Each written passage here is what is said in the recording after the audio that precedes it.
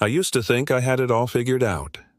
I'm Jack Thompson, a 42-year-old man who should have known better.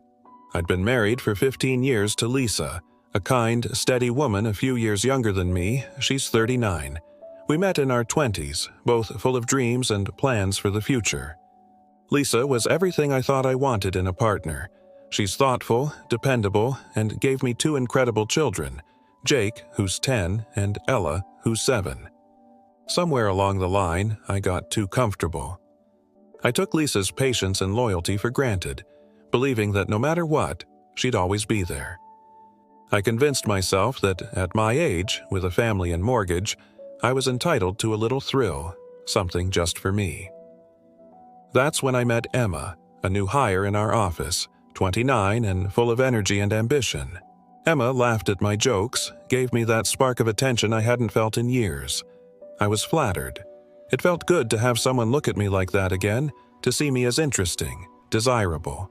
I told myself it was harmless, just a little office flirtation to boost my ego, but it wasn't long before it grew into something more.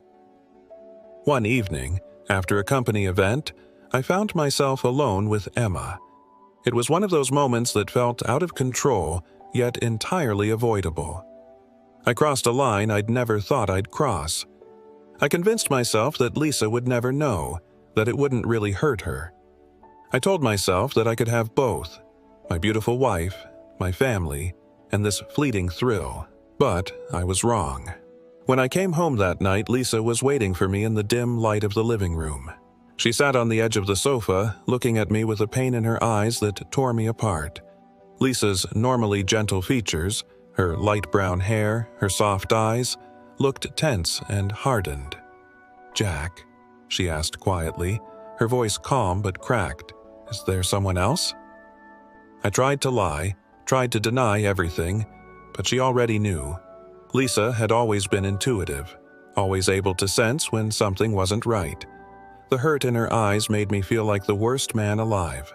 She didn't scream, didn't cry. She just looked at me with a disappointment I'd never seen before, a kind of resigned sorrow. Within a week, she and the kids had moved to her mother's house. A few weeks after that, I received divorce papers. Lisa never looked back. She was done, completely finished, and for the first time, I was alone. The house felt like a shell without them. I'd wander from room to room, missing the sounds of Lisa humming while she made breakfast, or Jake and Ella giggling and arguing over whose turn it was to pick the movie. The silence was unbearable. I tried reaching out to Lisa once, hoping to apologize, to ask for another chance. She listened quietly and then said, "I can forgive you, Jack, but I can't trust you. And without trust, what do we have?" She was right. I'd shattered the one thing that mattered most, and no words could fix that. I'd traded my entire life for a fleeting thrill, for the validation of feeling young and free again.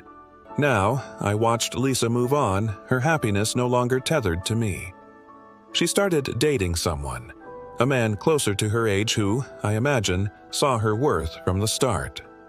Now, my kids only visit me every other weekend, and I only get glimpses of their lives through short calls and quick updates.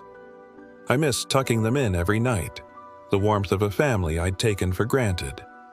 Each goodbye after their visits feels like another tiny heartbreak, a reminder of everything I've lost. The truth is, I'm haunted by regret, knowing that my own choices took away the love of my life. Some mistakes stay with you forever, and this one is mine. I'll live with it every day, knowing that I had everything I could have ever wanted, and I threw it all away.